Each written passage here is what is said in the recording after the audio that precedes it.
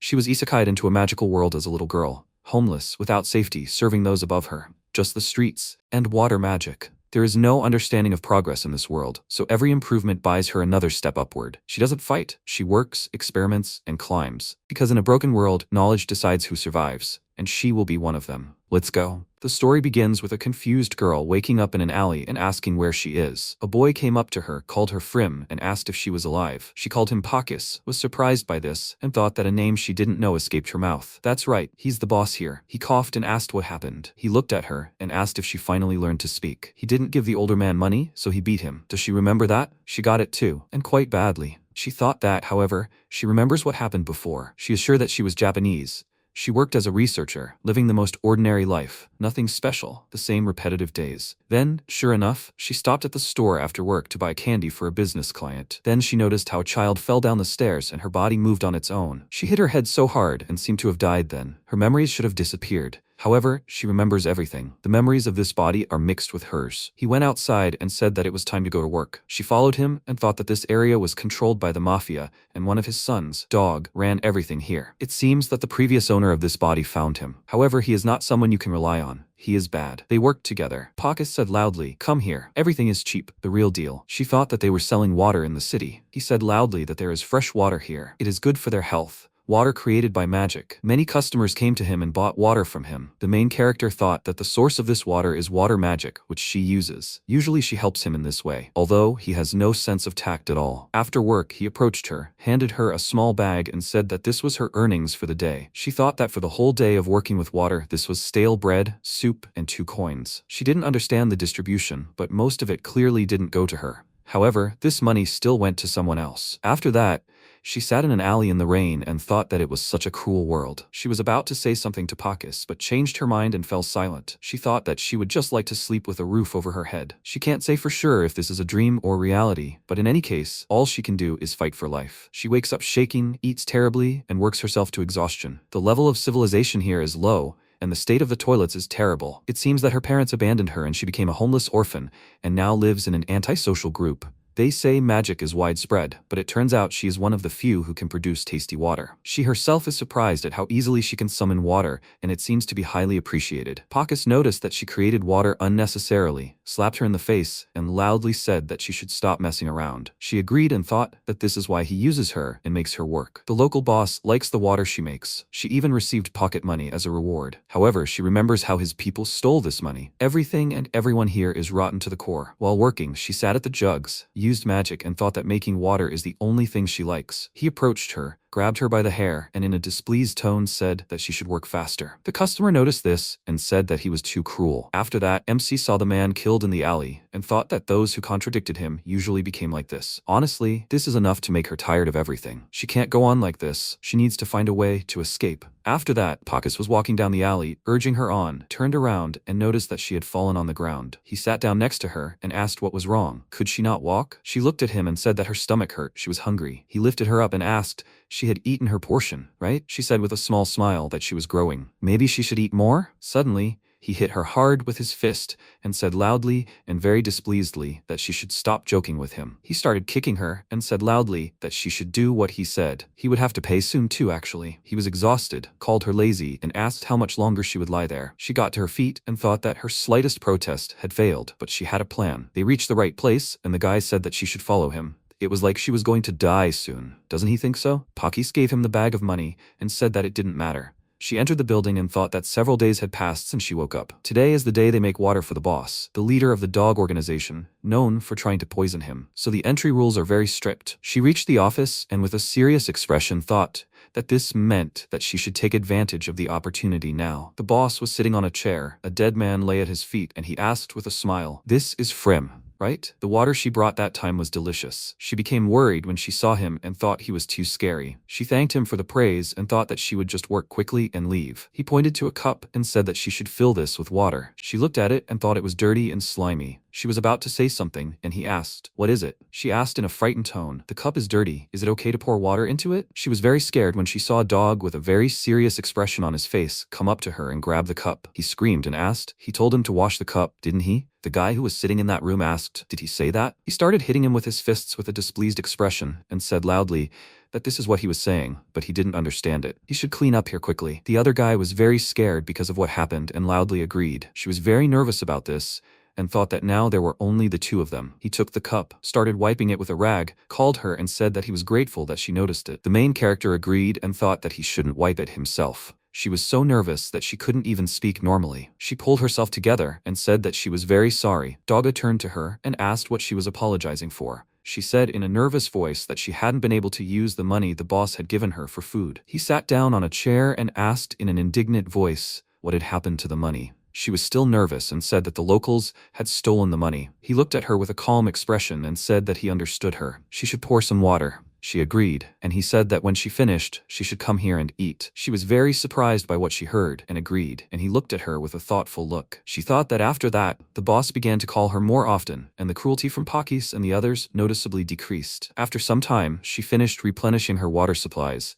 and he said that she should eat today too. MC agreed and said that she was very grateful to him for that. She thought that the boss was still just as scary. However, at least something in life has gotten better. As soon as she finishes, she sells water under the watchful eye of Pacus. When she refills water at inns, there is sometimes a chance to eavesdrop on conversations. In such a world, she gathers information little by little to increase her own value. After some time, she came to the boss's office again, looked at him, and thought that in order to escape, she had no choice but to take a risk. With a determined expression, she asked if she could help him count the money. He looked at her and asked if she could count. The guys in the room called out loudly and said that the child definitely can't count. She should just give the water and leave already. Dogga loudly said that they should be silent. He walked to the table, called her, and said that she could try. She sat at the table with a lot of coins and thought that in the organization, the only one who could count properly was the boss, and he was cautious by nature. If she was trusted with such tasks, then? She looked at the coins and wondered, what are they? There are a lot more types of coins here than she thought. This is bad. She hardly knows anything about this country. He looked at her and asked, what's wrong? She asked, a little worried.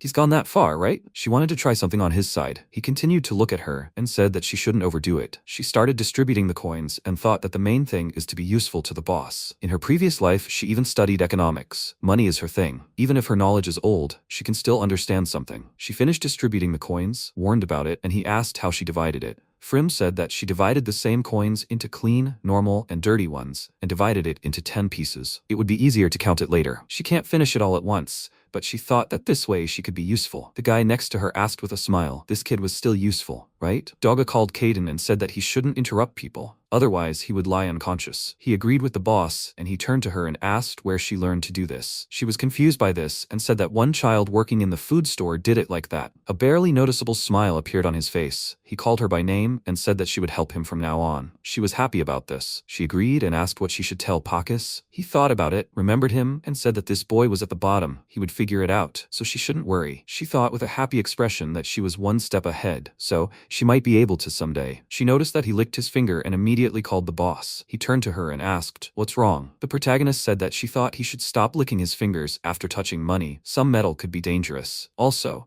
if too much gets into his body, it could poison him. He was surprised by what he heard and asked loudly, is that true? He looked at her and said that from today on, she would work for him. She agreed with a determined look and thought that this choice could be both good and bad. However, it was definitely better than working for Pacus. After that, she entered the room, jumped on the bed with a very happy expression, and thought that this room was small, but it belonged to her. She even has normal clothes now. She won't have to get wet in the rain anymore. After that, she came to the office. Dogga called her and asked how much she earned per day. She said that she received 2 copper coins. This caught his attention, and he said that the report said that the amount was higher. She said that it seemed to her that a lot of money was going to other people. He, with a slightly dissatisfied expression, said that he apologized for his people. She asked how it was worth selling water now. He said that she should be close to him. They would transport it from here. She agreed and thought that at least she had become someone he wanted to keep close. This way she could become indispensable for the boss. With an inspired look, she loudly called the boss and asked if she could clean up. He was a little surprised by this and said that she could do whatever she wanted. She thanked him loudly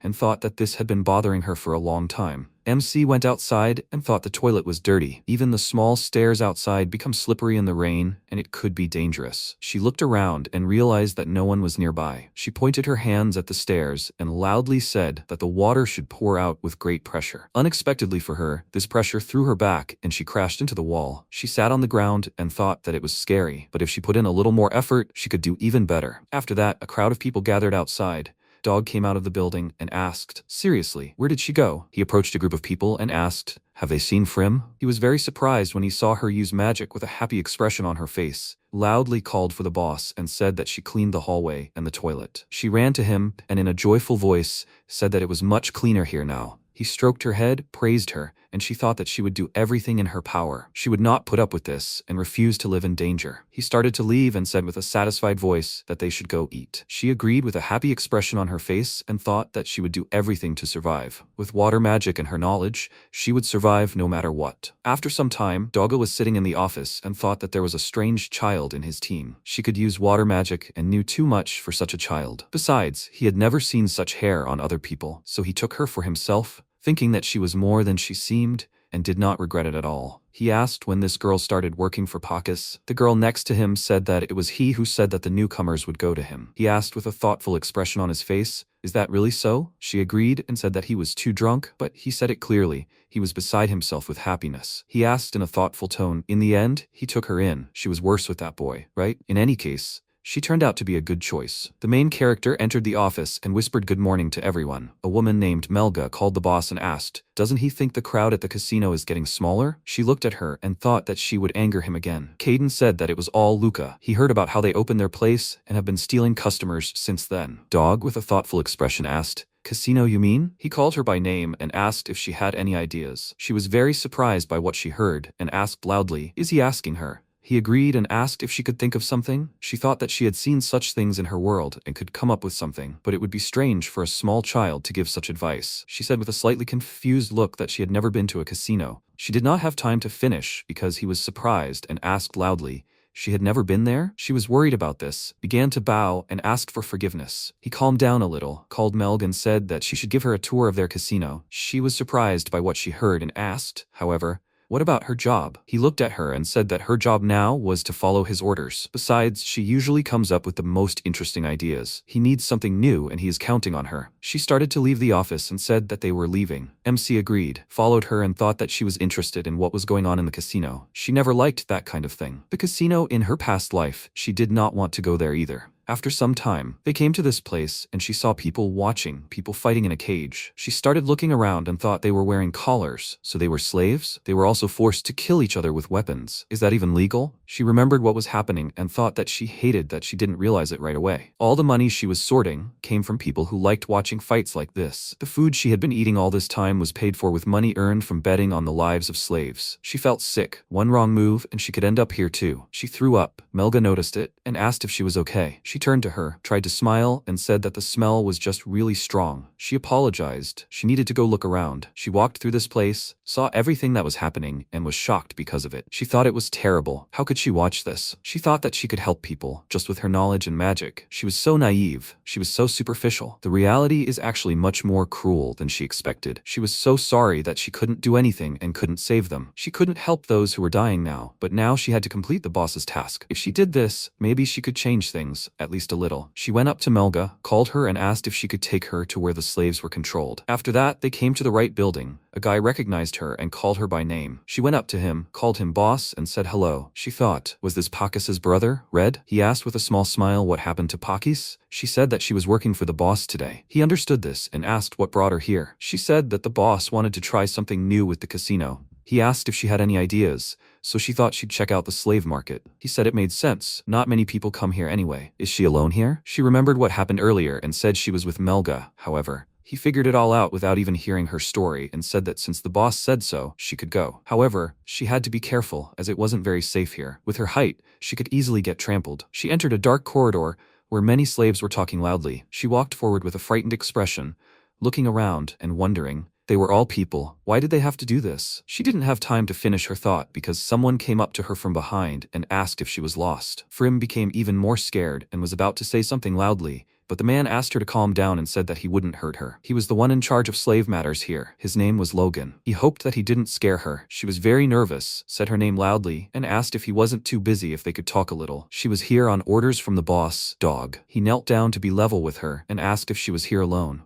She said that Melga was with her, but she had drunk too much. He understood her, pointed towards a chair, and said that she didn't have to stand, she could sit down. She thanked him and sat down on the chair. He sat down on the floor in front of her, and she wondered if he wouldn't sit on the chair. She noticed the collar on his neck and thought that's right, he was a slave too. Since she came on the boss's orders, she is above his status. Of course, he is not allowed to sit on the same level as her. He cannot be her equal. The main character was very sad about this, started crying. He was worried about this and asked if she was okay. She apologized and said that she did not mean to. She thought that the tears would not stop. Just by being here, she ruined everything for him. It is so painful to understand this. She is not even allowed to cry in front of them. She was able to calm down a little, asked for forgiveness, and said that she had a request. She wants him to teach her what the meaning of the casino is. They discussed it. She started to leave and thought that the casino was simply terrible. Cruelty, dirt, hunger, disease, such is the life there. However, now she can help them at least a little. Every second that she doubted, slaves died. Even Logan, who was so kind to her, could end up in their place one day. She cannot turn a blind eye to this. She walked into the office. Doga noticed her and asked if she had found inspiration. She went to him and thought that she could do something despite her age. She agreed and said she had an idea. She thought that she would save every life she could. She was ordered to come up with a new idea for the casino, something new but not stupid. Plus, it should somehow improve the lives of the slaves. Only one idea came to her according to these criteria, so she passed it on to the boss. They arrived at the casino, and he said with a small smile that it was hard to believe that a child came up with this. The game had already made a name for itself. In boxing, they punch each other. They had never heard of such a thing before. She told the boss that she was glad to help him. She thought she had suggested the game of boxing. By mixing casinos and competitions, the goal was to make people enjoy betting. So she didn't know what made the original sport interesting, so she decided to come up with new rules. He watched the fight and said that the advantage was that the slaves wouldn't die right away. She did a good job. She thanked him and said that it seemed like the next task was to clean the casino. At least that was some improvement in their lives. He looked at her and asked what it was for. MC said that it would be better for the hygiene and that people would say good things about the place. He thought about it and said that it made sense. It wasn't the first time he'd heard that, so it seemed like the right time to do it. However, do the slaves' living conditions matter? She was confused by that and said that, it would be easier to sell them if they were healthy. Also, watching them clean could be entertaining. He started to leave and said that he understood. He'd leave it to her. She could deal with it when she had time. She agreed and thought that, after all, people would still get hurt. Even if they didn't attack each other with weapons, it was still dangerous there. Still, it was a relief that their lives had gotten at least a little better. He turned to her and said that, by the way, if any slave offended her while she was cleaning, she could kill them. She became worried about what she heard, loudly refused, and said that she wouldn't do that. Besides, there would be fewer workers that way. He said that if that's the case, then fine. She quietly said that she was still scared to see people die. He turned to her and asked if she said something. She denied it, and he remembered something and said that he had something for her. She should come to him later. Sometime later, in the office, she received a book from him and asked what it was. He said that it was her reward. She could read, study, anything. It looked like Grimoire's water magic. He didn't know if there was any benefit to it. He wanted to sell it, but he realized that it could be of use to someone. She thanked him and thought the letters were different, but somehow she understood everything. Judging by her previous memories, she loved to study. However, where did she study? She tried to remember it, but it gave her a headache. The colleague sitting next to her at the table laughed, called her over, and said it was unfair, right? They wanted to get something too. Doggo was indignant about this, loudly called them idiots, and asked, if that's the case, why don't they figure out how to get them money? After that, she went into the room with a happy look. She read and thought that this book had a lot of details about water magic. It said that you can make a manifesto, but if the body lacks sufficient magical power, the results can be very dangerous. To control your magic, you can use a formula, a catalyst, or even a magic circle to stabilize the flow. It is largely based on the user and their sense of control. Naturally, visualization is the fastest way to organize intention.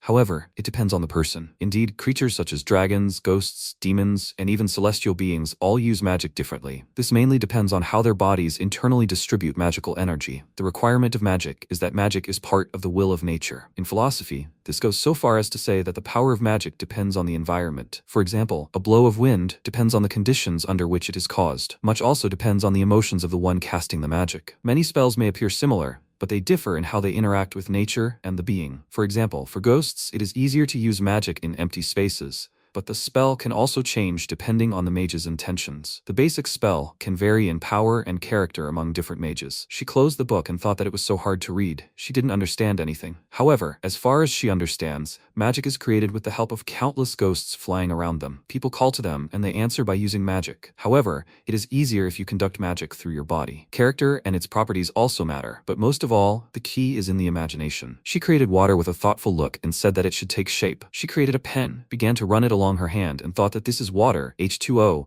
necessary for life. It seems that you can't write with it. Is there a way to make this useful? Now, what she needs is something for cleaning. She waved her hand and said that alkaline electrolyzed water should appear. She summoned a ball of water and thought that it looked the same, so she can't say if it worked. She thought about it and said that this way she can create things made of hydrogen and oxygen. In that case, ozone should come out. It turned out not to be that easy. She can't just say the chemical formula. She didn't have time to finish because she noticed some kind of smell. She inhaled it, was very surprised by it, ran out of the room and started coughing loudly. She was a little nervous and thought it was something with something. However, wait, ozone comes from machines, right? It's used to remove odors. Still, she never thought she could do such a thing with magic. Now that she knows it, ozone is used in many ways, but it's also quite poisonous. Did she just do something dangerous? Her heart is beating again. Maybe she should just rest and have a snack. It can help cope with nerves. After that, she came to another room. Dogga noticed that she was worried about something and asked what was wrong. Frim said she was a little hungry. He said she could eat whatever she wanted. She agreed, started eating, and thought that she had become surprisingly close to the boss. It seemed strange. She called the boss and said she had learned a new spell. He was surprised and said she was a quick learner.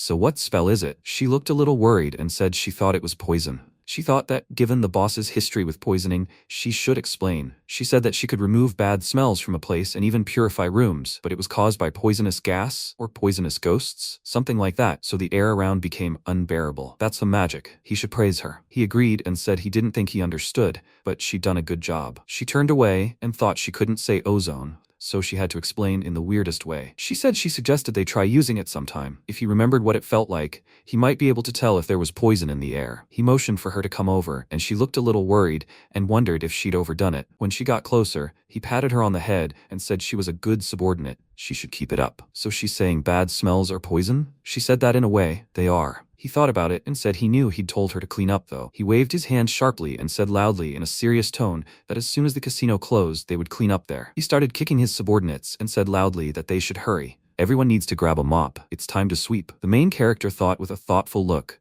that she didn't understand how everything turned out this way. However, wait, she didn't even ask for this, but this is a good opportunity, so it's even good. After that, they came to the casino, where the subordinates began to clean, and Dogga with a serious expression on his face said loudly that this is not enough. They need to do it again. They continued cleaning. She called the boss and said that the only places left are where the slaves live. He agreed and said that he would leave this part to her. She asked if she could ask Logan to come with her. She was small, and if she went alone, they would not take her seriously. He agreed and said that she could do whatever she wanted. She walked down the corridor and thought that, of course, they were not going to finish everything in one day. Still, the boss looked so stunned. I wonder how the poison affected him. Anyway, she has permission to clean the slaves' rooms as she wants. She came to the right room, bowed and said loudly that she was happy to work with him. He looked surprised because of this and said that she did not need to bow to him. She asked with a serious expression if she could ask for help with the other slaves. He said that he understood that, but they did not know what they should do, so he asked her to be careful. They released the slaves from the cages. She stood in front of them on the box and said loudly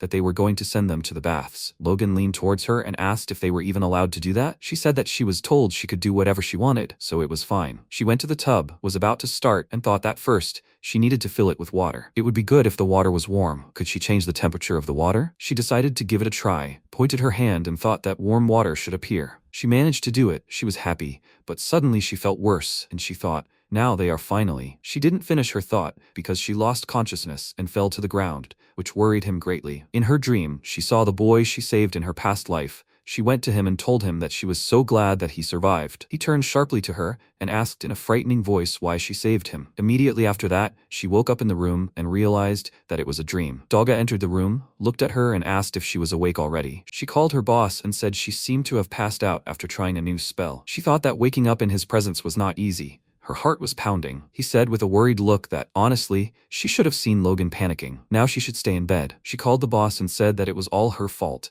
so she asked not to punish the slaves because of this. He agreed and said that however, she had to stay here for the whole day. He left the room, and she thought that she didn't expect everything to be so bad. She needed to be more careful and practice magic only in trusted places. She created water and thought that she still couldn't make ice. She could heat water, so why can't she do the opposite? She needed to imagine it differently, or just practice more often. She didn't understand at all. After some time, she woke up and asked, did she fall asleep again? Was she really that tired? She looked at the table, noticed the boss's food, and wondered why it was here. Wait, did he leave it for her? After that, MC came to the casino, bowed in front of Logan and said loudly, she is sorry for making him worry. He asked with a worried expression, did she feel better? He was really scared when she suddenly fell. She said with a determined expression that she was fine.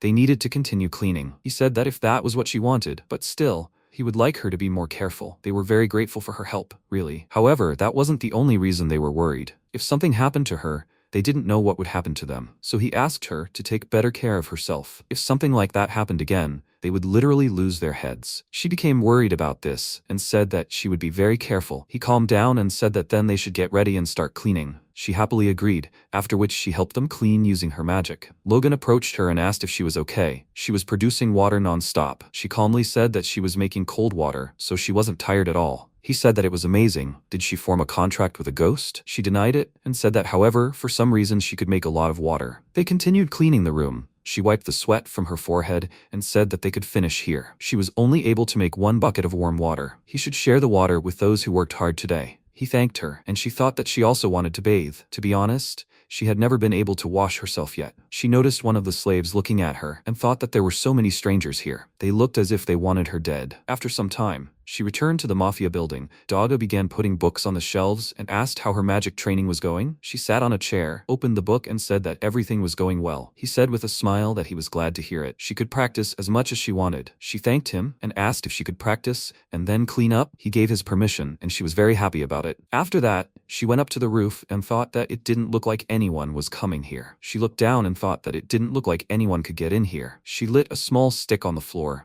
and thought that this time she wanted to try a spell with oxygen and hydrogen. That time, she got ozone, so in theory she could control other elements, like water. Oxygen is like fuel to the fire, so it would help her imagine better. She put her hands in front of her with a worried look and said that a little oxygen should appear. She noticed that nothing happened and asked why it wasn't working. Maybe there wasn't enough oxygen? She said loudly that oxygen should appear. Hydrogen should appear. Oxygen and hydrogen should appear at least a little. She got tired, fell to the floor and said loudly that she couldn't. She looked up and wondered if maybe the wind was carrying away most of the gas. Or maybe the hydrogen to oxygen ratio matters? She seemed to remember some of this from her rocket science studies. However, experimenting with explosive things while standing next to them was a little terrifying. She should try again. She stood up and thought that she would make a shield out of water and a rod out of water with oxygen inside. She tried to hold it up, but the water fell to the ground and she thought that this was a lot harder than she thought. However, she felt like she could do it if she practiced some more. Simple shapes were pretty easy to make, but making something more complicated was much harder. She created a butterfly out of water and thought that was probably all she could do for now. She thought, with a confused look, that she had just tried to catch her own creation. This was so humiliating. She needed to get down to business. It would be time to go back soon anyway. Closing the distance was a little scary. She had an idea and thought that if the oxygen was escaping into the air,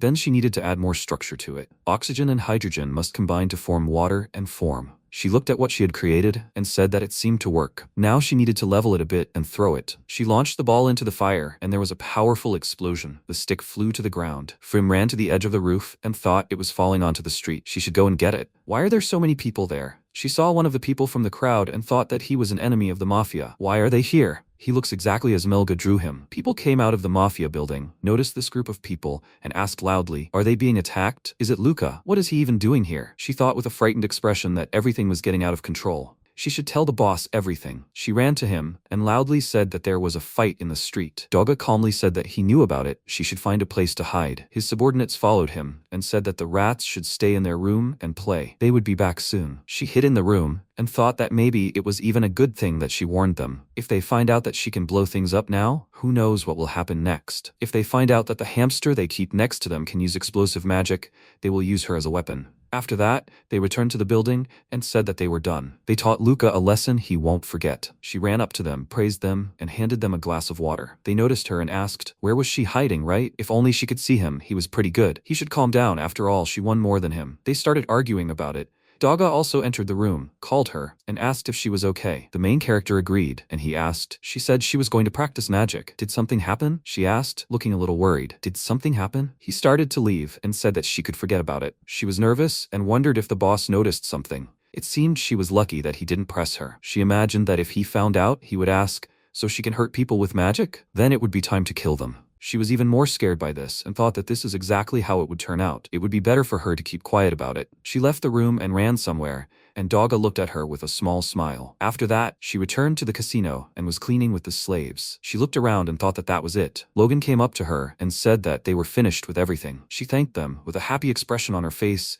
and said that they always come to help. He said with a smile that he asked her not to exaggerate. They are former soldiers. Physical help is all they can offer. She said that this is not true at all. Without him, she could not do anything. She hopes for their help in the future. She looked at him and thought that he was so kind. She can imagine him relaxed in a cafe, drinking coffee, with a white dog by his side. She is done here. It would be better to get back to the boss and do accounting. MC returned to the mafia building. Daga called her and said that he would like to introduce her to someone. It was a nobleman. He knows him, so she should be herself. He heard a knock on the door and asked, "Is he back yet? Can he come in?" She knelt down, and the man who entered said that he cleaned up so well. He asked if he really thought so. The casino has become more popular lately. He called her and asked what she was doing there. She said in a worried tone that she was told that she should not look at the nobles without their permission. He lifted her up, grabbed her by the collar, and told her that she can relax. He may be scary, but he is quite kind. She looked at the man who came and with a shocked expression on his face, called him boss. They started laughing about this, agreed and asked, didn't he tell her? He said that his name is Varsal Dragon. From what she can see, they are brothers. She looked shocked and thought they were identical twins.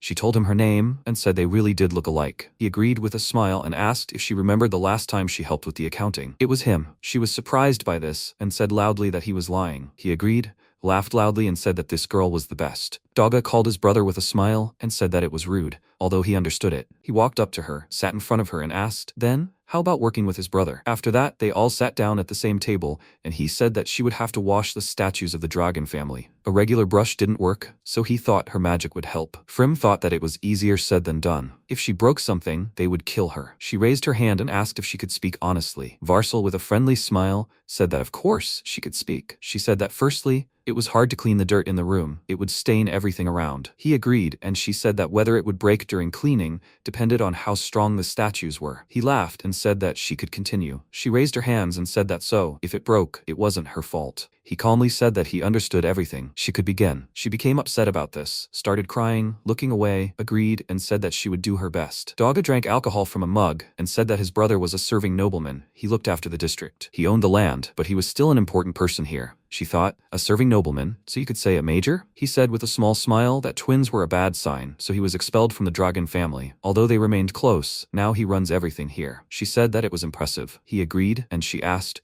but why was he the one kicked out? If they were twins, what difference could it make? He clenched his hand into a fist and asked, would she dare to do that again? She became worried about this and asked for forgiveness, but he quickly calmed down and said that she could forget about it. His brother has earth magic. This building, including most of the ones in the capital, was built with bricks that he created. However, he has nothing. She was surprised by this and loudly told the boss that he did have many good qualities. He agreed and said that fortunately, he managed to learn granting magic. He could always become stronger. Besides, he could make a lot of money. He also had subordinates. He poured her alcohol and said that he couldn't leave her. It was her brother's treat. She thanked him and thought, however, she was just a little girl. Is this really okay? She tried it, started coughing, and he loudly asked, is she okay? After some time, they went outside and he asked if she was okay. She said in a dissatisfied voice that everything was spinning. He picked her up, apologized, and said that before leaving, she should take care of this. He handed her to Logan and said that he couldn't send her alone, of course, so he or Almorai would go with her. She looked at the guy next to her and thought that she remembered him. He was the one looking at her then. A slave for fighting. He looks like he is half lizard, half human. Daga looked away and said that the last Pacus. He must do everything she says, understand? He agreed, and the main character thought that he looked rather embittered. Logan called my lord and asked if he could speak. He looked at him and asked, what's wrong? He said that only women can enter some places.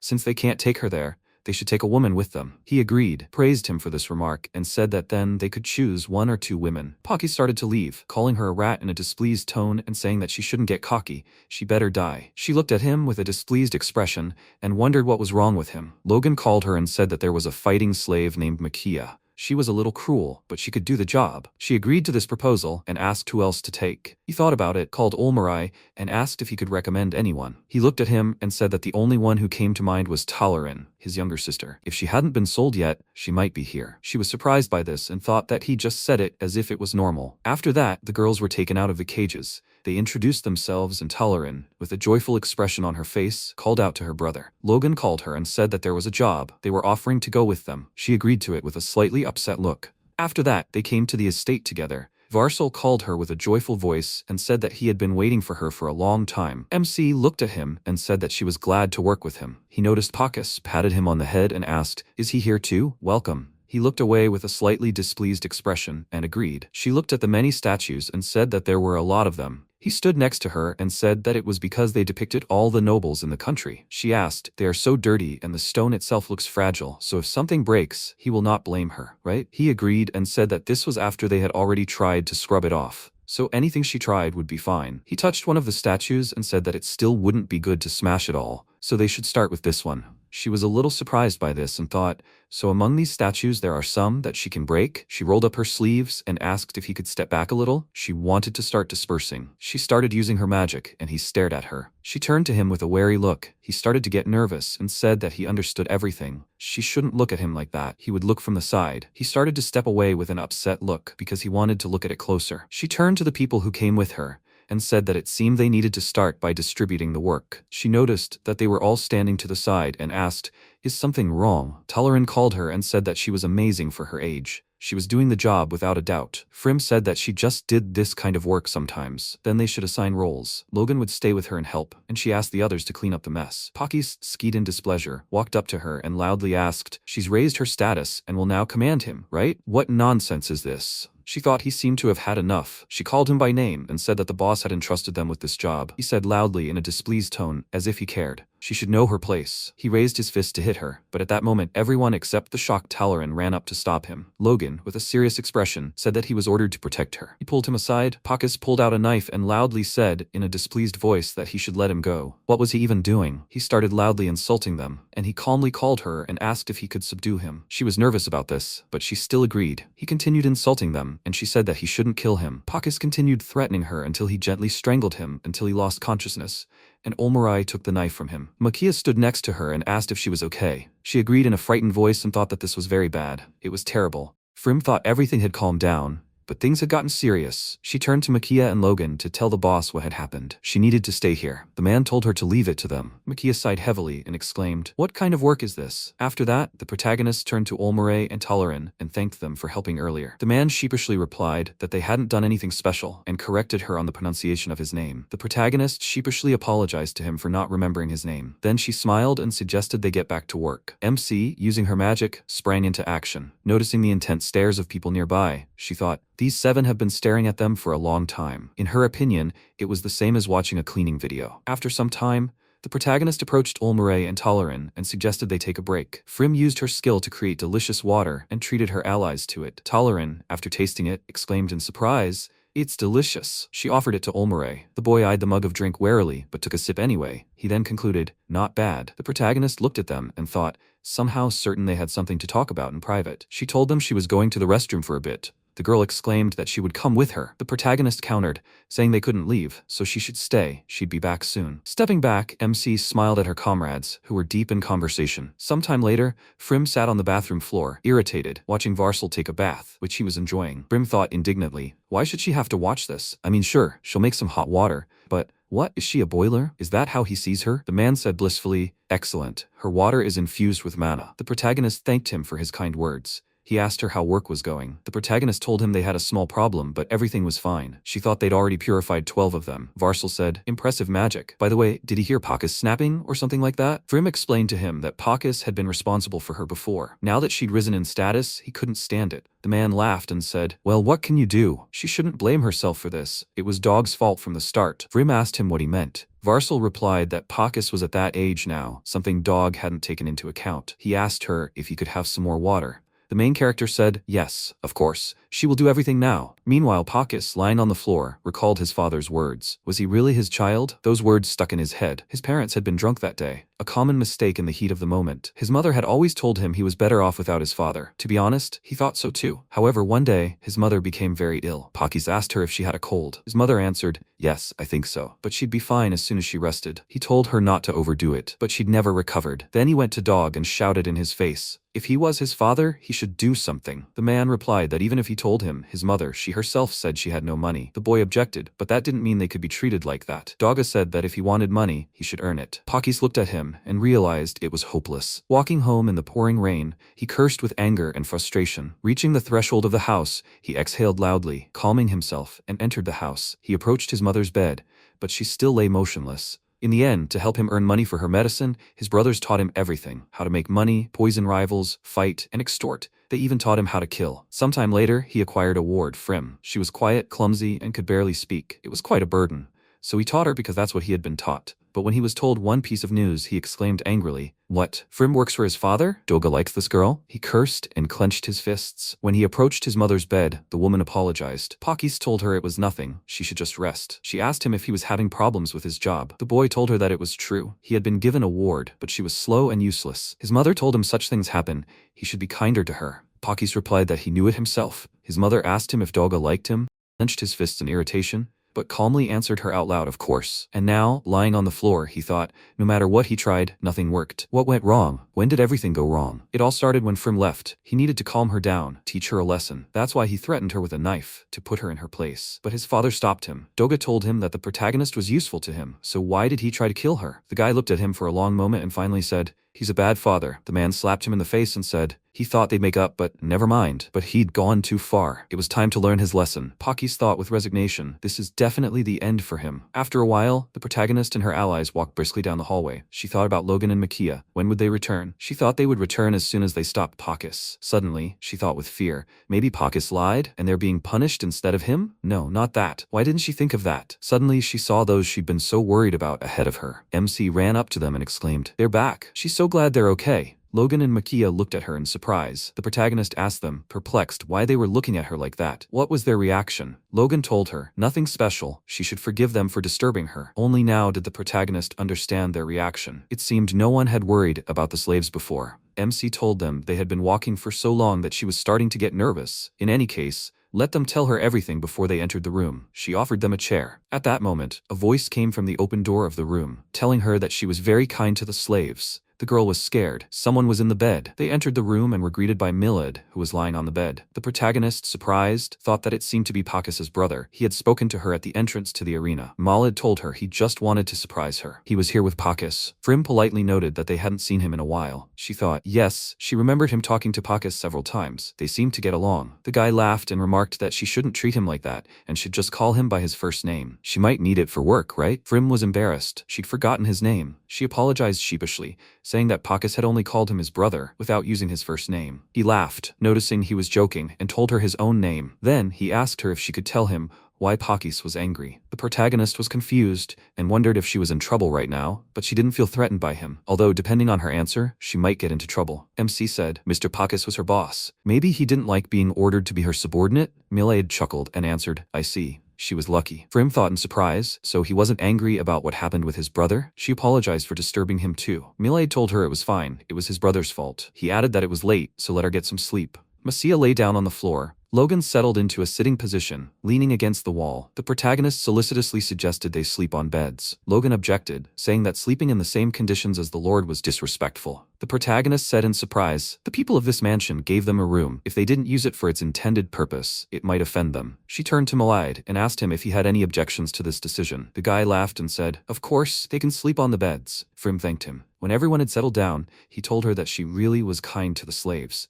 MC replied that she was their boss. Besides, they belonged to the boss, so of course she'd take care of them. Besides, even a slave was human too. The guy thought for a moment, then answered, I see. He turned away, and they wished each other good night. Sometime later, during another job, Makia and Logan, the protagonist, thought it had been several days since they'd arrived at the Varsal mansion. At this rate, they should be finished cleaning by tomorrow. Considering all this, Milad had been helping them well. Maybe he wasn't so bad after all? Yeah, she was losing her grip and forgetting how people think in this world. At that moment, the Lord himself appeared, irritably pointing to some statues, angrily telling them they didn't have to finish these. The main character asked him in surprise, "Really?" The man shouted, "They belong to a family of stone mages, and their houses aren't getting along. If anything, they don't even have to start. Even breaking them wouldn't be a big deal." Frim thought how insignificant. The man added more calmly, "After all, every statue here is famous among the nobility, so he can't break them, and that irritates him," MC said in surprise. "So these people founded a nation." Varsal confirmed that it was true. He added, "At first it might seem random, but when each statue represents its domain, their clothing and other details have meaning." Frim repeated the word meaning in bewilderment. The man told her this world was meaningful,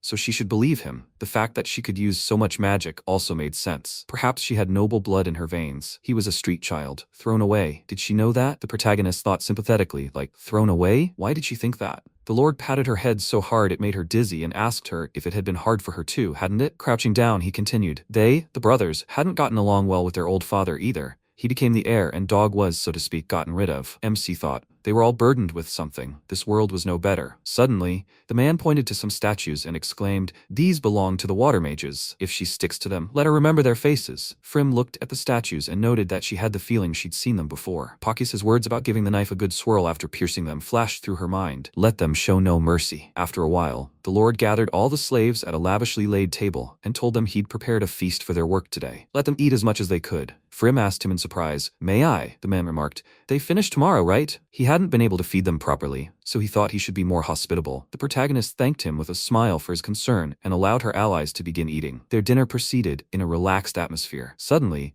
Talarin hiccuped.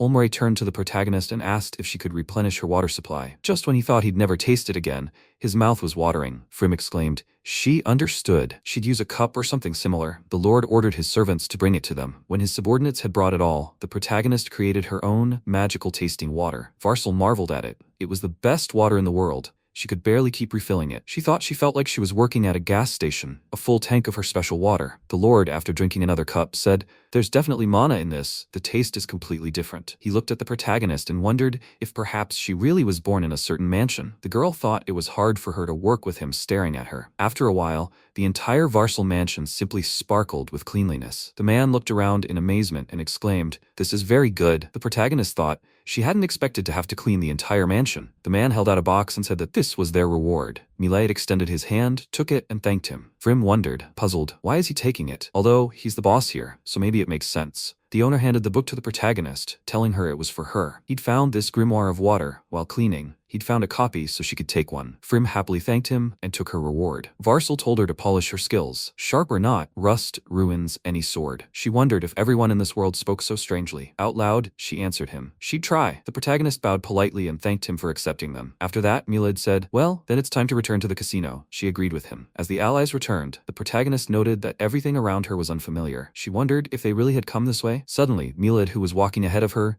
turned around and asked if she would mind if he borrowed this grimoire. The girl, without hesitation, readily handed it to him and replied, "Of course." The guy took the book, put it in his bag, and told her to forgive him and chalk it up to bad luck, okay? He held a knife to her face and added, "And of course, she's not to say a word about this to that old man." Did she understand? Frim gasped indignantly. She'd been played. He wanted all the money. She'd completely lost her nerve. Out loud, she answered him. She couldn't help but tell him if he asked. The guy said, yes, he understood. They'd sort this out later, but for now, she should do as he said. At that moment, Makia came to Frim's defense. She glared at the guy and asked him, "Will he tell me what's going on here?" He grinned, pointed his blade at her, and shouted, "Don't move, don't even speak. This is his direct order. One more step from her, and she'll stay here. Don't make a sound." Makia, ignoring him, rushed forward. Suddenly, she began to gasp and fell unconscious to the floor. The protagonist called the slave's name in fear. Milad spoke. It was no use. Logan silently leaned over Makia, hoisted her over his shoulder, and carried her into the room. The protagonist thought with despair. He can move, but he's listening to orders, so that means he's in cahoots with them? The guy meanwhile approached her, held the knife to her again, and told her to stand aside from him now. He turned to Logan and told him he had permission to knock her out if she screamed. Although, she didn't care. No one would help her. Milad looked at her and said, "They'll see each other again." He closed the door behind her with such a bang that she winced. The protagonist sat down on the floor, clutching her head in her hands, wondering what on earth was going on. At that moment, Logan approached her, and MC nearly pressed herself against the wall in fear. He sat down opposite her and looked at her with sadness. Talarin approached Frim, patted her shoulder, and sat down next to her. The protagonist kept wondering what was going on. Why had he taken her reward? Did Logan know about it?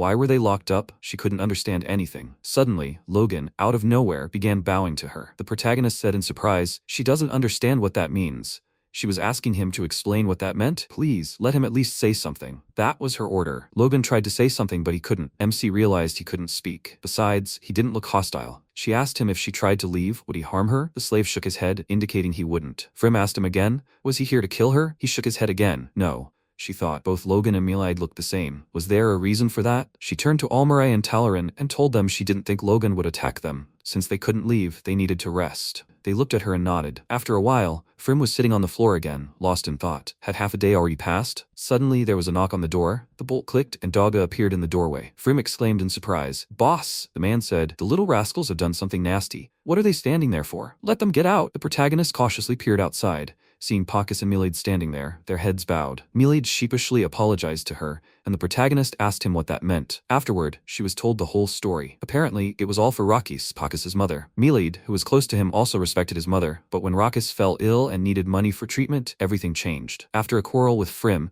Pacus tried to steal the boss's money, but he stopped him. Rakis was in critical condition, and the money was urgently needed. Under pressure, mayonnaise decided to spend Dog's reward on medicine. He kept the magic book in reserve in case he ran out of money. He managed to buy the medicine, but the boss eventually revealed it. Logan also apologized to the protagonist. She asked him why he joined them. mayonnaise told her that if Pacus had been involved, she, Frim, would have probably been stabbed. Logan knew about her relationship with Pacus. Before things got any worse, he decided to sort it out himself. And then Logan came to his aid. It was all for her, the protagonist. The boy turned to Pacus and told him to apologize too. He added that trying to stab her was going too far. If it weren't for Frim, he wouldn't have been able to earn enough for the medicine, right? Pacus, looking at the protagonist from under his brows, apologized. She told him, just let him not throw a knife at her anymore. Pacus made a disgruntled sound, and the girl wondered if he was even remorseful. Dogga also apologized to her and said he'd buy her whenever she wanted, so she should forgive him, okay? MC exclaimed. Then she wants a staff. She'd read about it. The man said disappointedly, it'll cost a lot. The main character thought, staffs are expensive. Dogga sighed and said, fine, as long as she finds use for it. He also handed her a purse of coins and said it was her reward. She'd worked hard, the bids were excellent. This was extra money, she should keep it. Frim thought the coins were probably for Mrs. Rakis. After some time, it seems like everyone found out about her activities in Dogga's mansion,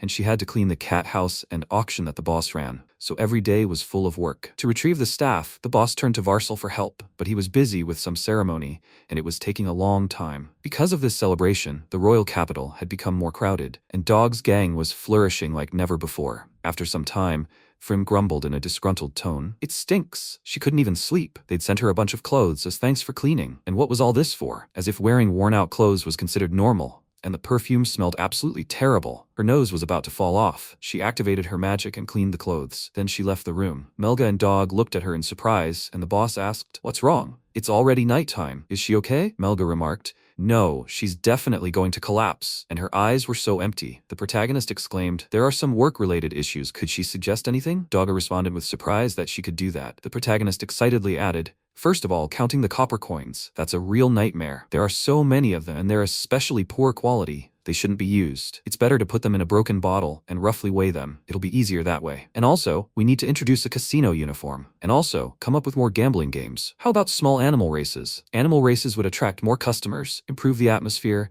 and raise the casino's status.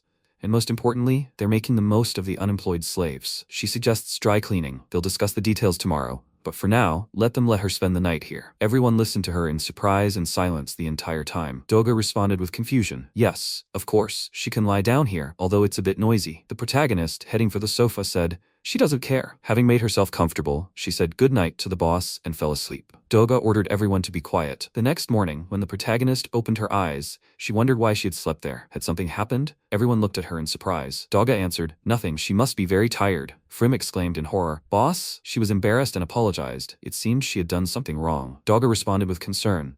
Children are supposed to sleep, eat, and grow. Let her eat first and then share her suggestions for improvement. She repeated, perplexed. "Suggestions," the man said in surprise. "Yes, that's right. She'll explain everything to them in detail, okay?" Brim's thoughts raced. What did she say before bed? After breakfast, Logan asked her in surprise. "The laundry department?" The protagonist answered him. "Yes, something like that." Makia was also surprised. "Laundry," she said. "What should she do?" She'd never done anything like that before. The protagonist told her that since she was of predominantly beastman blood, she had a good sense of smell. She would be responsible for supervising the workers and performing the final scent check. Supervision might sound rather strict, but there would be people who wouldn't want to work. Makia laughed and told her she understood. Frim turned to Olmare and asked him to train the workers in laundry and let him make sure no one slacked off. She told Talarin to give the workers instructions on how to proceed. The slave agreed. She looked at Olmare and exclaimed, "They can work together." He seemed happy about it too. Surprised, MC looked at them and wondered if he was really that happy. Hadn't he really been looking at her sideways this whole time? Was that even possible? Talarin explained that it was hard for him to express emotions, but couldn't you tell he was happy right now? Makia and Logan answered honestly. It wasn't obvious. The protagonist asked them, by the way, how the three of them became slaves. They, of course, didn't have to tell, but she'd like to hear. Makia said she was an adventurer back then, hunting monsters, and one of her friends got into debt and ran away. It's better this way than working in a cat house and fighting on top of that. That's how she ended up here. Talarin said that even though they were lizard-like, they were mostly human-blooded. Their native swamps dried up due to drought. There was no food or water, and they, as inferior lizard-like creatures, were sold from the village. Olmare said he killed his master, and Talarin wasn't to blame. Makia remarked in surprise. She didn't understand what he was talking about. What did he mean? The girl apologized to her for her brother's poor communication skills. The slave trader who bought them thought they would be strong and truly lizard-like. Then he got very drunk and hit her. Her brother, locked in the next room, broke down the door and came to her aid. The hut they were in was quite small, and the impact caused a beam to fall and accidentally hit the trader. Olmare said, "An accident." His sister continued, "The trader was in debt to Master Dog. That's how they ended up here." Her brother was immediately assigned as a combat slave. Their parents were good tailors, so she took up sewing. MC said, "I see." She thought about their stories, and Logan advised her not to worry about it. He said, "Everyone is desperately fighting for life. They're all alike in that. One way or another, they're alive, and it's all thanks to her care." All the slaves looked at her with kindness in their eyes. Frim said, "Exactly." She seemed a little arrogant. She exclaimed, "Okay, they'll pull themselves together and get to the laundry. First, they try this." She thought about the mountain of clothes in her room. She'd like to sort them out. It's as if she's mixing personal matters with work and abusing her authority. Please forgive her. Apparently, she's become a bad girl without even realizing it. Everyone started doing the laundry. The main character activated her magic and called for water. She didn't expect it to be so useful. She'd seen on TV how ultrasound removes stains from fabric, and the dirt literally comes off before her eyes. Hydrogen peroxide seems to work too, so they can bleach and disinfect. Perhaps this will make the laundry go a long way. But a minute later, Frim realized that not everything was so rosy. At that moment, Doga walked in and asked them what had happened. Why did she look so serious? The girl told him that the laundry business wasn't going well. The clothes were getting clean, but they wore out quickly. Many items were ruined due to the poor quality of the garments themselves. The boss said, "I see. Then why not just recycle the damaged ones?" Frim asked him, surprised, "What do you mean?" He told her that once the ceremony in the capital was over, a lot of used clothes would appear on the market. While they were cheap, they'd buy them and sew them together, along with the damaged fabrics. That way, nothing would go to waste. In short, they'd take over the tailoring department as well. If they were going to do business, they needed to do it on a larger scale. Frim approvingly responded, as expected from a big boss who commanded hundreds. Doga remarked with satisfaction, "That's right." She continued, "In that case, he should entrust tasks to those who could handle them. He didn't even have to handle the distribution of funds himself." When she realized she'd gotten carried away again, Frim became embarrassed and said, "What a blurt. Let him forgive her." Doga told her, "No, it was true." "Well said," he said. It really struck him right in the heart. In his youth, he'd often gotten into trouble because of deception, so he'd stopped trusting others. Now that things were going well, maybe there was no need to change anything. That's what he thought. Frim looked at him emotionally and thought at first she'd thought he was a real scoundrel, not even hesitant to kill people. But it turned out to be wrong, and that's not uncommon in this world. His people are uneducated, so they don't understand right and wrong. Order and obedience are strictly drummed into them to maintain discipline. In this world, everyone desperately fights for survival. Doga continued, "The number of people keeps growing, and the brothers are distrustful and only take money from each other. This can't go on. He, too, needs to realize his responsibility as a leader." The heroine thought, looking at the man, that he lived by his own convictions. She turned to him with a smile and said,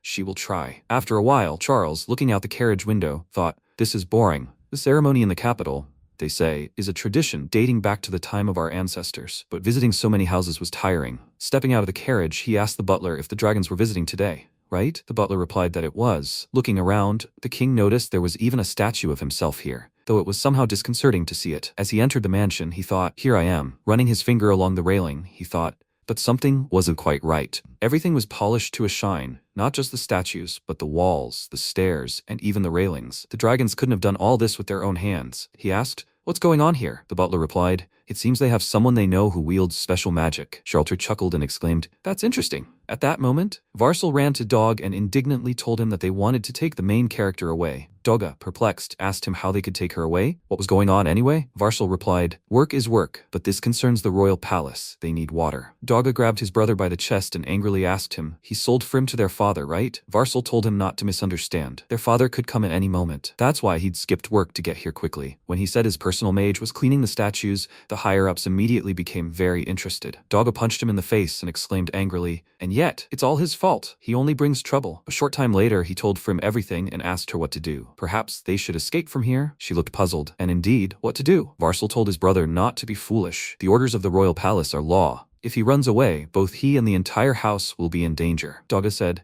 "That is also correct." Frim turned to her boss and asked him what to do with the job then. He crouched before her and told her he didn't know, but since she'd been asked, she couldn't refuse. The protagonist said that if she ran away, the casino could also be in danger. Anyway, they'd called her because they'd seen the statues had become clean, and if she did a good job, everything would somehow work out, right? The boss looked at her in surprise. She continued, "They'd both entrusted her with the job because they trusted her, right? So she wanted to trust them, both her boss and Varsel. Her work could be recognized by the other nobles."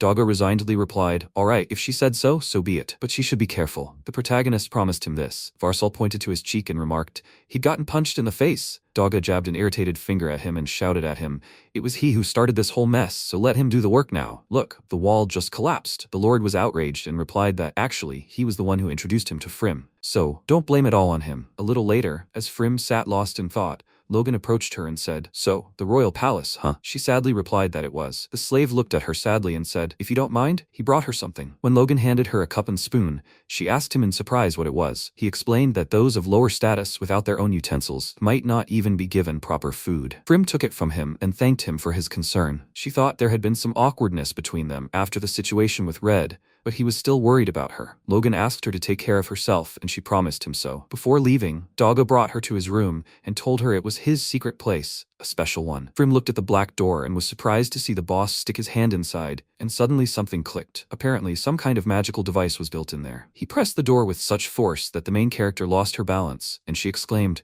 "Wow." The boss whispered to her, "What's she yelling about? Let her go in before anyone sees." When Frim entered, her surprise knew no bounds. She exclaimed in amazement, "Wow, so many expensive things. No wonder this place is secret." The boss told her it never hurt to be careful. He pulled out an outfit for her and asked her to try it on. The boss added that she should wear appropriate clothing for the palace. Frim quickly changed and asked, so how did he like her? Dogga admiringly told her, "It's simply lovely. It suits her perfectly." She asked him if it mattered that her clothes were so expensive. The boss told her there was no point in keeping them, and she also needed to take money with her. He gave her a purse of coins. The protagonist began to refuse, not sure she could return them. Dogga said it was okay. All these things were for emergencies. He looked at her and said, "All sorts of things happen in the palace. You can't seem weak." He didn't know if what was here would be enough, but she could handle it. Frim thanked him. The boss noted that only a knife and a staff remained. Regarding the staff, she would like to wait for Varsel. She answered him, "It seems he is still busy." Dogga declared that the staff is absolutely necessary. A mage with a staff and without one are treated completely differently. Also, the staff and the person must be compatible. There are those who can get by without one, but with the right one,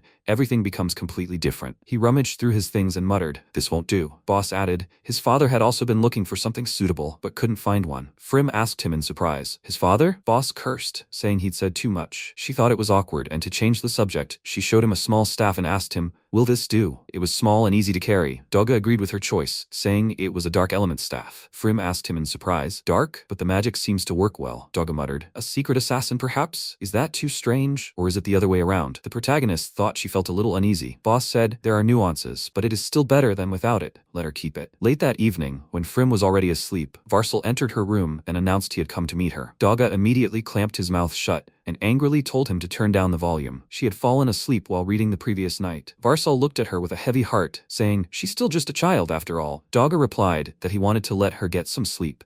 She was probably tired from everything that had happened. He should carry her home as she was. His brother assured him he needn't worry, he wanted the same. His brother looked at him carefully and ordered him to bring her home safe and sound. The Lord, wanting to irritate him, told him to forgive him, but he couldn't promise that. The boss whispered, "They must come back." He slapped him on the shoulder and muttered, "Will you argue with him again?" Varsel exclaimed, "That hurt." The servant indignantly told them to get out of here quickly. When Frim woke up, she realized she was in a carriage and half asleep, unable to understand anything. She cried out, "Boss, is this a kidnapping?" The man told her to calm down. He was Varsal. The girl remembered, oh yes, she had fallen asleep. Frim apologized.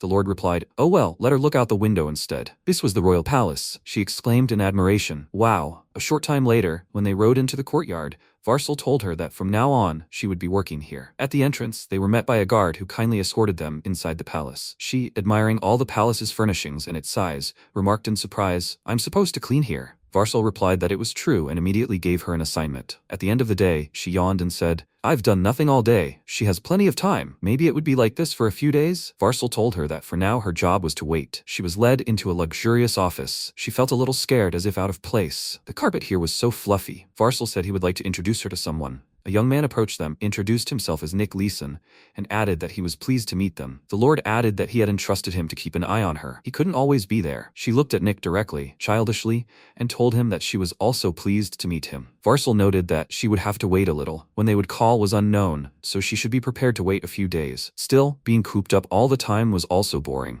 There was a courtyard here that she could use whenever she wanted. By the way, she could practice her magic there. Frim replied that she understood him and thought it was wonderful. It would help relieve boredom. After a while, she went out into the courtyard and began practicing her water sword with her staff. A powerful stream of water hit the tree. The protagonist thought she'd continue training while she had free time. Controlling magic with a staff was difficult. It only brought out half its power. She'd like to clean up the mess, but it was best not to touch anything without permission. But the training had helped change the attitudes of those around her, from a commoner with cleaning tools to a respected mage. Frim laughed and remarked, "That's a good thing." Suddenly, Charlter, a young king disguised as someone else using magic, called out to her and asked her why she was practicing magic here. The protagonist wondered in surprise, who is this? Although his clothes were tattered, his hair and nails were clean. These clothes were clearly for cleaning. He asked her, "She seems to be from a wealthy family, right?" MC thought something was wrong. She asked him if they could talk to him. Charlter answered, "Of course." He himself was only a servant's apprentice. Frim thought, servants don't have such apprentices. She continued, "Even as a servant's apprentice, he still works for an aristocrat, right?" She herself worked for a merchant, so she was considered a commoner. She thought it was better to treat him with respect. Charlter laughed and said, "She's funny. Yes, he is a nobleman, but essentially, he is no different from a commoner, so she can speak freely." The main character thought, well, of course he is a nobleman, but his reaction is strange. He treats her like a child. The guy exclaimed he completely forgot. He has sweets here. They can eat them together. He opened his handkerchief and showed her that he is not deceiving her. Frim was wary. Well, this is a 100% hit. His handkerchief is insanely expensive. And who is he? She answered him that she will take them later. She thought he is too suspicious. What does he want? Charlestre said in surprise, "They are delicious." She is strange. And yet, why is she here? Frim answered him. She can't tell him everything, but she was asked to leave with the help of magic.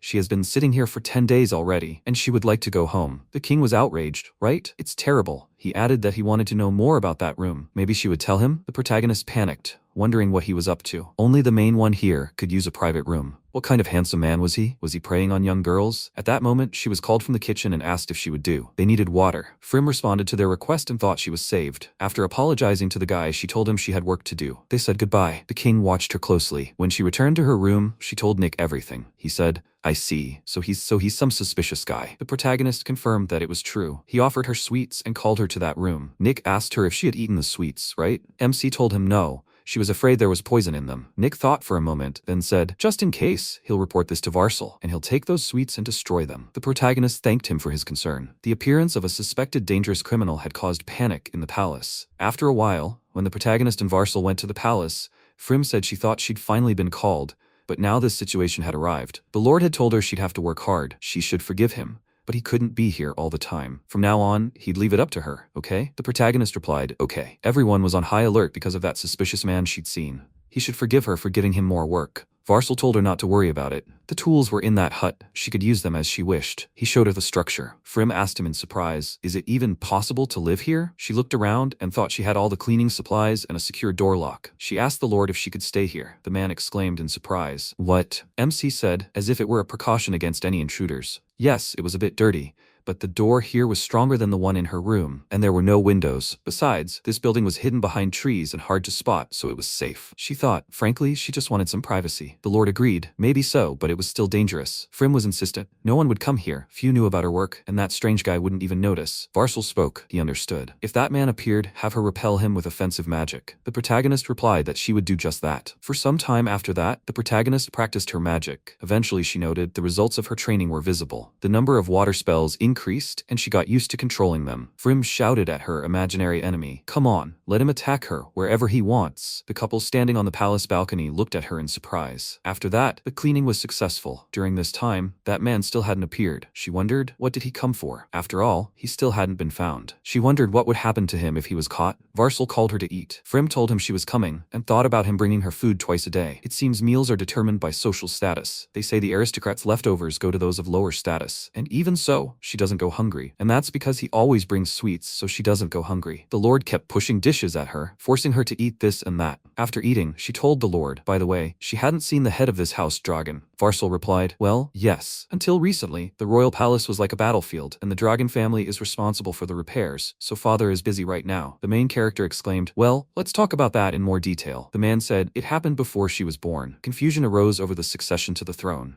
Because of this, the country plunged into complete chaos. The nobles began feuding, and eventually a battle broke out, and the consequences are still lingering. And who's going to fix all this, huh? Frym thought he seemed very angry. She asked him, who's on the throne now? The Lord replied, he's still young, but a good king. He understands the laws of this world well. He once said some clever things. Everyone believes in their own things, but what's the point of seizing power, killing each other, and what will remain? This country will no longer need any family. If this continues, the neighboring countries will ruin them. Do they even understand that? That's how he put it. Impressive, isn't it? The war, fortunately, is over, and now the cleaning is underway. Frym exclaimed, a fine king indeed. Varsal noticed, oh indeed, exceptional swordsmanship, distinct features, and, what's more, the possessor of a rare spirit of darkness. The protagonist told him she knew little about darkness, but the four great elements have recognized masters, right? The Lord exclaimed, she's a good student. That's right, there are aristocrats, great masters, one for each element, and there are families striving to take the place of the great masters. Fire has 3, wind has 4, water has 1, and earth has 2. MC asked him in surprise, 1 for water? Varsal answered, that's right. Originally, there were 4, but 1 disappeared due to internal strife, another due to a border war.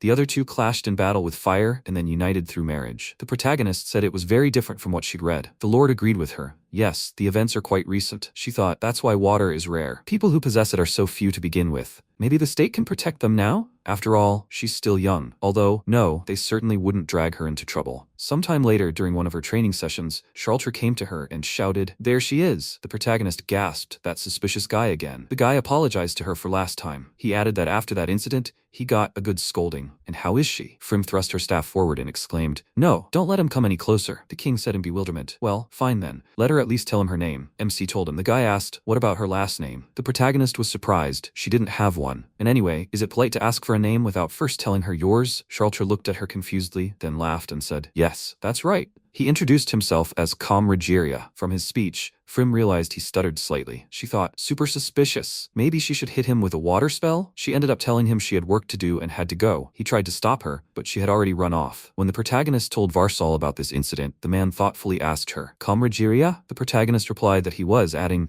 he's strange after all. The Lord explained that Ruggiero was the family name of a famous and respected chancellor. The guy didn't have a coat of arms? Frym noted in surprise. A coat of arms? He explained that all aristocrats have a family coat of arms, and it's prominently displayed, especially if it's someone from the chancellor's household. MC told him no, there was no coat of arms. Varsal said, he's very dubious. If she saw him again, she should scream immediately or scare him off with magic. He gave her a blade and told her to take it with her, just in case. He showed her how to use it. Then the man asked her if she could draw what this guy looked like. It would be nice to capture his features. When the main character did so, the Lord, examining the drawing, noticed black eyes and black hair. No one in the chancellor's family had such features. He called his assistant over and handed him the drawing. Frym watched as the assistant picked up the box with the flames on top, from which the man pulled out a drawing identical to the one she'd drawn. The protagonist was surprised. A copy machine with flames? The assistant thanked her for her assistance, and angrily said, get to work. Who else but him would use the chancellor's name? What an impudent fellow. He'll definitely kill him. Varsal turned to the protagonist and asked her to be careful. Since he'd come to her several times,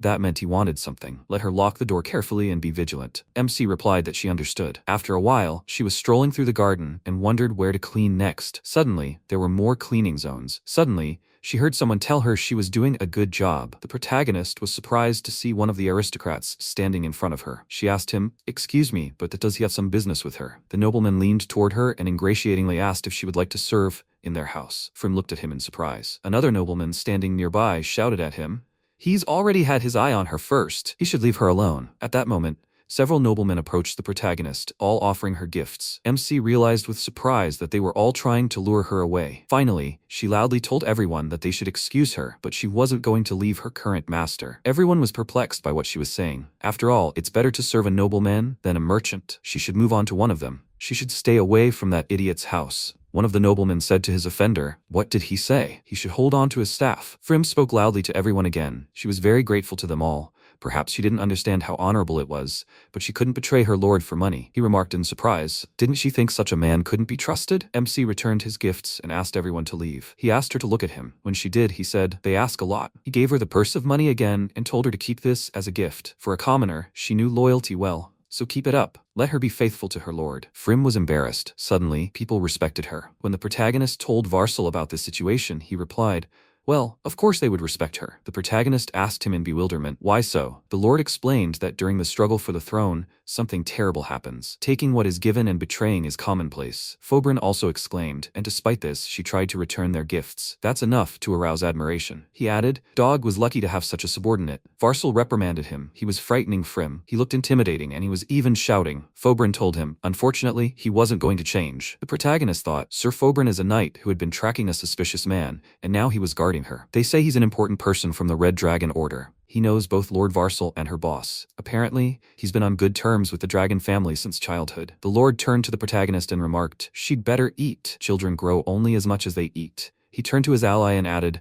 "What if she becomes like him?" Suddenly he remembered and exclaimed, "He has good news for her. The suspicious man has been found and captured." It seemed the young man himself had been executed, but it was too early for them to relax. She asked him in confusion. "Executed?" The lord replied that it was so. She would have to remain under guard for a while longer. He looked at Prim and asked her what was wrong. Had she gone so pale? Her mind was spinning. Had he been executed? Was he really gone? The protagonist lowered her head and asked their permission to leave. Varsel allowed her to do so, but he couldn't understand what had suddenly happened to her. Prim retreated to her hut, bent over a bucket, and thought that the boy really had been suspicious. But he was only in his early 20s with his whole life ahead of him. And all this because of her words? What if it was a misunderstanding? Was he truly dangerous? Certainly she hadn't done it herself, but perhaps she had simply overreacted. It had been thoughtless. Everything in this world was foreign to her understanding. The next day, she posted a sign in the palace hall indicating cleaning was in progress and began cleaning with zeal. Varsel called out to her several times, then sternly told her, "People are coming. She should stop cleaning." A beautiful girl passed by and looked at her intently. Prim bowed low before her, still holding her broom. When the girl passed, the lord told her, "That's it. She should be more careful." Even though the man had been caught, it couldn't be ruled out that there was someone else. She replied in a frustrated voice that she understood everything. The man added, "By the way, the head chef had called her. He wanted her to help him clean the kitchen again." The protagonist clarified, "Sir Lore?" The lord sheepishly apologized for bombarding her with errands. He had told his superiors not to overdo it. Prim assured him he was worrying needlessly. "Work helps her take her mind off things," he said in surprise. "Is that so?" When the protagonist arrived in the kitchen, Lore apologized for asking her for a favor.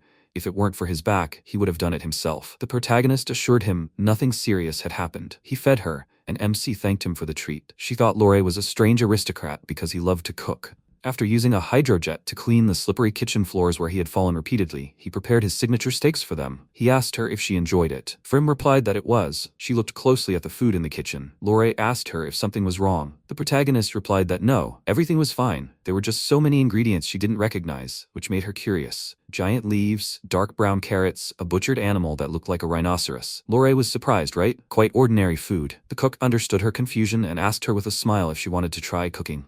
Prim gasped and exclaimed, "Can I?" Lore replied, "Of course." He was alone in the kitchen, so he'd be responsible for her, too. Besides, cooking was fun. The protagonist said, "Then she'll use his kitchen." The cook said, "Yes, he's asking her to do it. Let her take whatever she wants, and he'll lie down for a bit." The protagonist wondered what to do. She knew how to cook most dishes, but leaving a little girl with knives and fire unattended, he was a bit odd. It seemed she'd made him a little nervous. She decided to do something unusual. The bread looked ordinary, so she'd use that as a base. Maybe it would be easier to make a sandwich? First, she needed to tear up the green greens and washed them thoroughly. The leaves seemed to have a fairly neutral taste, and the texture was great. The protagonist sliced cheese and pre-baked meat. The meat was excellent, but the cheese seemed softer than she was used to. The protagonist said that if left as is, the flavor of the ingredients would be too strong, so she needed a sauce. In a pinch, salt would do. Although it was quite coarse and rock hard, MC thought she needed something else. Eggs and vinegar, for sure. She added an egg, a little salt, and vinegar to a bowl, then added oil, and mixed it all together using water which swirled the mixture. It was much easier that way. After tasting the sauce, she declared, "Mayonnaise is ready." After the factory tour, she wanted to try making it herself.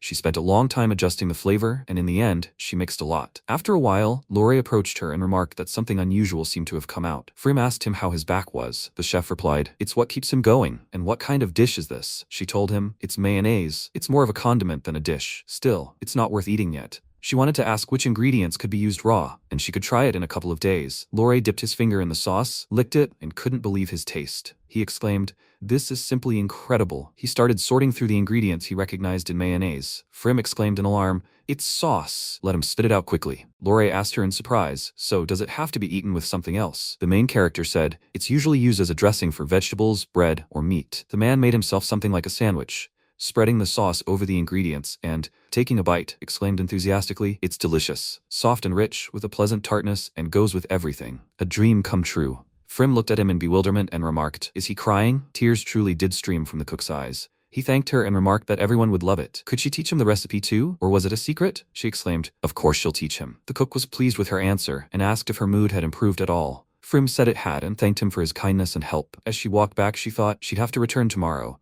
Time had flown by so quickly. What should she do with the pile of gifts in the room? At that moment, Varsel appeared. A boy named Klig was dangling from him, and the man begged him to let him go. The boy shouted at her, "Just the western corridor, at least there." The man pointed it out, but what difference did it make? The child wouldn't back down. "Please, let her do it." Frim told the Lord she didn't know what was going on, but even though it meant extra work, she didn't mind. The Lord simply groaned. "Oh no," Klig exclaimed. "This is about the country's prestige. After all, this passage is right in front of the Order of the Red Dragon." The boy turned to Fobrin and asked him, "Isn't it?" The knight replied, "Yes, it's truly troubling. Can't something be done about it?" Varsel reprimanded Clegg that reporting such a thing to Fobrin was vile. The man sighed heavily and asked the protagonist if she would stay another day. She told him she was forced to obey him, but was that right? Her boss would be angry. The Lord sighed, sensing that Doga would scold him. Ultimately, the work was extended. Rumor has it that local forces, mostly from the Red Dragon Order, have been deployed here. The entire royal palace is being cleaned, but this sector remains filthy. A lack of budget or neglect of the order could lead to trouble. This could also be considered political caution. Frim thought that if Varsel said so, then nothing could be done.